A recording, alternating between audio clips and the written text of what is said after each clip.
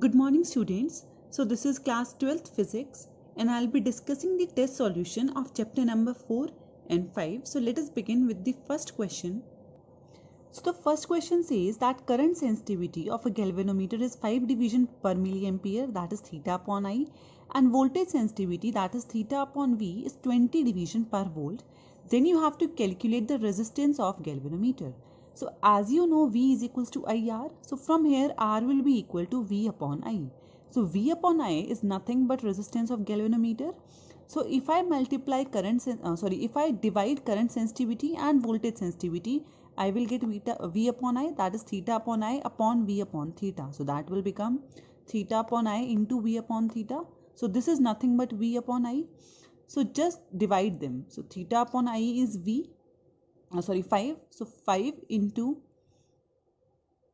10 to the power 3, because this is milliampere. So to convert it into ampere, I am using 10 to the power minus 3 into theta by V, which is 20. So 1 upon 20. So when you will solve it, you will get the answer to be 250 ohms. So this is the resistance of the galvanometer. Okay, so the second question says, if the dip needle is placed in a plane perpendicular to the magnetic meridian, what will be its position? So see, you know magnetic meridian. Okay, so can you tell me which plane would be perpendicular to magnetic meridian? Obviously the magnetic equator plane, right? So this is the magnetic equator, because see, this is the magnetic meridian. A plane perpendicular to it will be magnetic equator. Now you know at magnetic equator, value of del is 0. H is that is horizontal component of Earth's magnetic field is B cos del. Cos 0 is 1, so H will be equal to B, and V is B sin del. Sin 0 is 0, so V will be 0. That means at magnetic equator there is only horizontal component, and as you know, horizontal component of Earth's magnetic field is parallel to Earth's surface. So if you look at this point, this is the Earth's surface. So this line will be parallel to Earth's surface. So only this field is present at this point, and this is what this is a vertical position. So therefore the dip needle will be in vertical position at a plane perpendicular to magnetic meridian. Okay, in third question it is asking, the magnetic field lines are totally confined inside the core of a toroid but not within a straight solenoid. The reason is that because toroid does not have any ends. Therefore, because there are no ends in a toroid, so the magnetic field lines can form closed curve inside the toroid, but solenoid is a open-ended device, and therefore field lines inside it which are parallel to length of solenoid can't form closed curve inside solenoid. See, because solenoid is open ended, therefore magnetic field lines are, and you know magnetic field lines always form closed curves. So to form closed curves, they have to come outside the solenoid. They cannot form closed curve inside it. Therefore in a toroid, magnetic field lines are completely inside because they can form closed loops there. But in solenoid, closed curves cannot be formed inside the solenoid. Therefore magnetic field lines are not totally confined in it. Okay, in question number 4 it is saying, what is the work done in rotating a ring in a plane about an axis perpendicular to its plane? So this is the axis perpendicular to its plane. See, now work will be done if this ring is rotated like this, but this ring is rotated like this because this is the axis perpendicular to its plane, so it is rotated like this. So in rotating it horizontally, there will be no work done, so answer would be 0. If you rotate it like this, then there will be some work done. Question number 5 says there is a magnet whose magnetic moment is M. Then it is cut into two parts and one part is kept over another such that south pole of one part is coming over north pole of other. Okay, so you have to calculate now this the magnetic moment of this combination. Now look clearly, as you know the direction of magnetic moment is from south to north. So for this, the direction of magnetic moment will be this side, and for this it will be towards your right side, right? But because they are now divided into two parts, it has magnetic moment M, so it will also be having magnetic moment M by 2, and this one also. So they have same magnetic moment, but it is in opposite direction. That means net magnetic moment will be m by 2 minus m by 2, that is 0. Okay, so in sixth question it is given that you have a coil of number of turns n, diameter d and current I. Then this coil is rewound to make a coil of diameter 2d, current remaining the same. So let us suppose the number of turns is now n dash. Okay. So now, as you know, the length of the coil or the wire which we are using will remain same. So length is nothing but 2 pi r. And suppose if we have, okay, so n turns are given. So that means total length will be n into 2 pi r for each configuration. So if you see for original configuration, the length will be n into 2 pi r, that is d by 2, which will be equal to the new configuration, which is n dash into 2 pi r, again that is 2d by 2, right? So from here you can calculate the number of turns in the new coil, that will come to be n dash is equals to n by 2. Now you can easily calculate magnetic moment. So if I calculate first magnetic moment for the new coil, the formula is n dash Ia. N dash is n by 2, I is I, and A is pi r square, that is 2d by 2 whole square. So when you will solve it, you will get this. Similarly, magnetic moment of original coil will be Nia, again Ni into pi r square. When you will solve it, you will get this. So just divide Mn upon Mo, you will get the answer 2 by 1. So this is the ratio of magnetic moment of the new coil to the original coil. In seventh question, it is given there are two wires carrying a current I1, I2. So you have a plot a graph between F and D. A part is saying when I1 and I2 is positive. The product of I1, I2 is positive. So see, if product of I1, I2 is positive, that means they are in same direction obviously. So in first part, I1, I2 are in same direction. Now, as you know, if two wires carries current in same direction, they have a force of attraction between them. So here the force will be attractive force. And in the same question, sign convention is given that attractive force is considered to be negative. So that means in your first part, force will be taken as negative. So now if I plot a graph between F and D, you know the value of force between two wires is this. Mu naught upon 4 pi is constant, 2 is constant, product of I1, I2 is also given to be constant. So as we have seen here, force is negative and force is inversely proportional to D. So if it is negative, that means we have to see this axis. D is positive, so F is inversely proportional to D. So this will be the graph. Okay.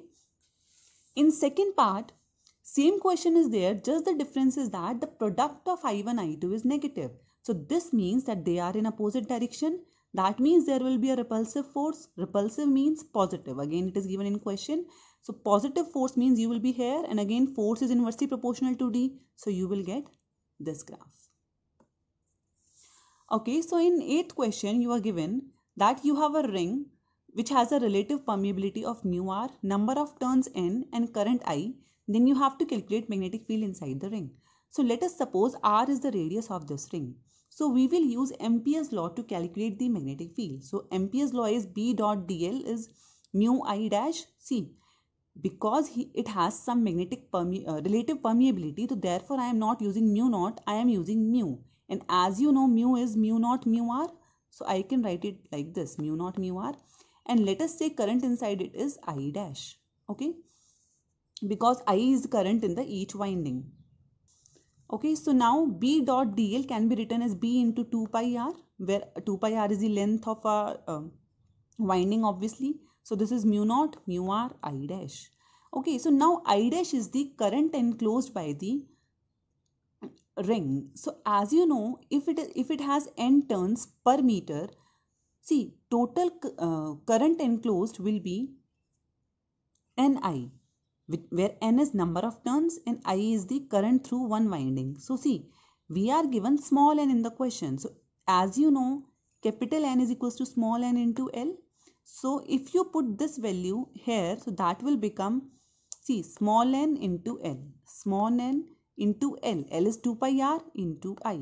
So the total current enclosed by the ring is N, capital N into I. Okay. So just put the value of I dash in first equation. So that means B into 2 pi r is equals to N into 2 pi r into I into mu naught mu r. 2 pi r will cancel out. So you will get the value of magnetic field to be mu naught mu r Ni. Okay, so the ninth question, A part says why there is no effect of temperature on the magnetic behavior of diamagnetic materials. See, because in diamagnetic substances there are no dipoles. As you know, there are paired electrons in diamagnetic materials. So because of absence of dipoles, there is no effect of temperature.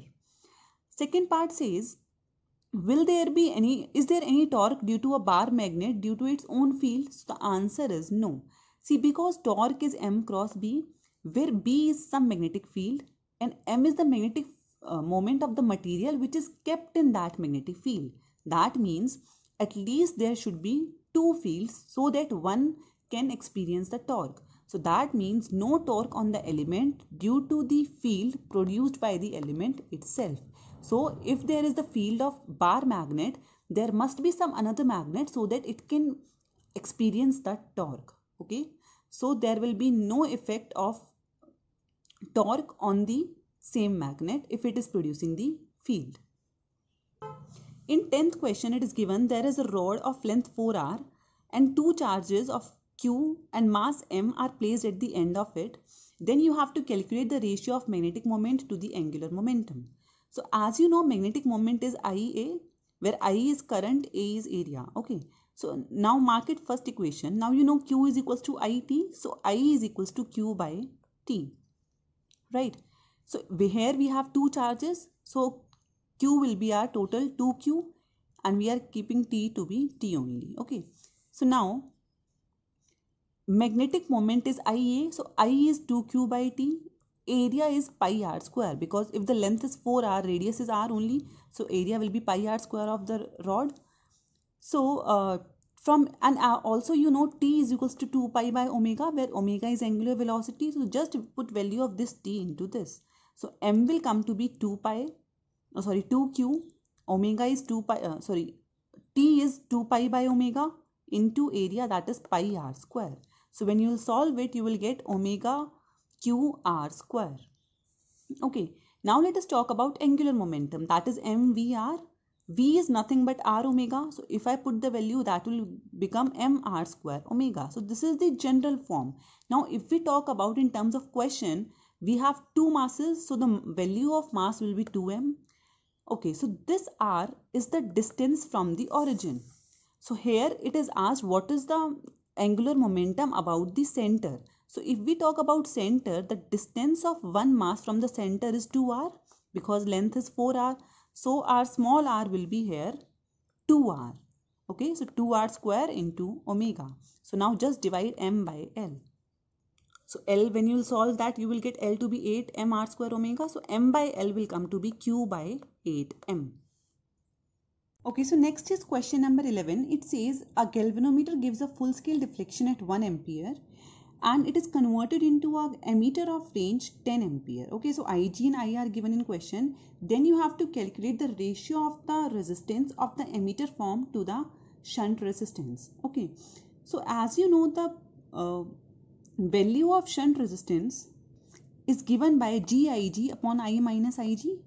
So let us keep G as G only. Ig and I minus Ig are given in question. So from here S will come to be G by 9. So this is the value of shunt resistance, mark it 1.